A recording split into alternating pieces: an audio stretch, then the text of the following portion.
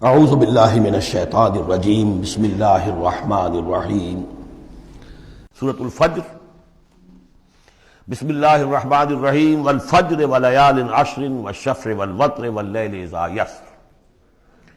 یہ قسمیں جو ہیں پہلے جیسا کہ عرض کیا مشکلات القرآن میں سے ہیں اور اس طرح کے دورے میں اس میں بحث نہیں ہو سکتی، لیکن یہ کہ فجر عام خیال یہ کہ اس سے مراد ہے 10 ذی حج کی جو فجر ہوتی ہے جس کے بعد کہ نحر ہوتا ہے، قربانی ہوتی ہے، وہ گویا کہ کلائمیکس ہے پھر حج کے افعال کا۔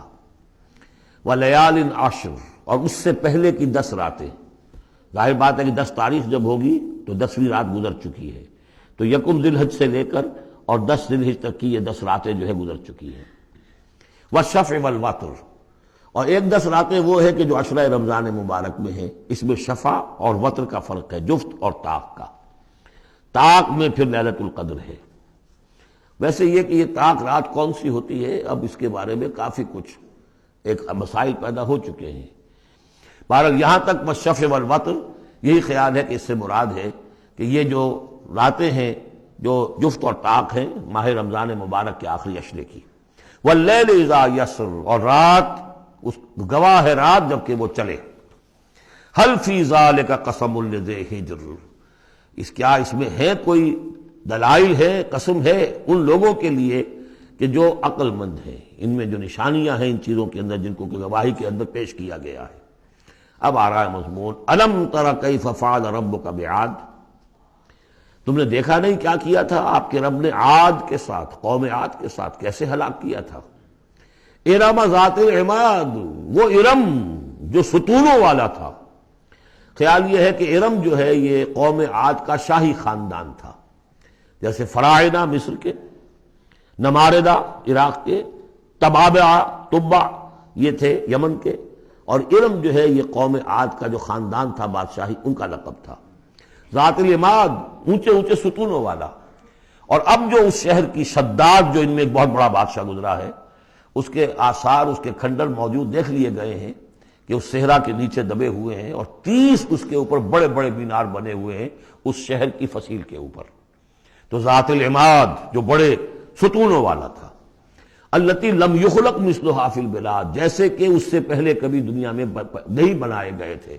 معلوم ہوتا ہے کہ ویسی تعبیر جو اس عاد کے بادشاہ شداد نے کی تھی، شاید دنیا میں پہلی مرتبہ اتنا، اسی لیے شداد کی جنت مشہور ہے، اس نے وہ جنت بنا لی تھی اپنی، اس قدر وہاں پر ساز و سامان تھا۔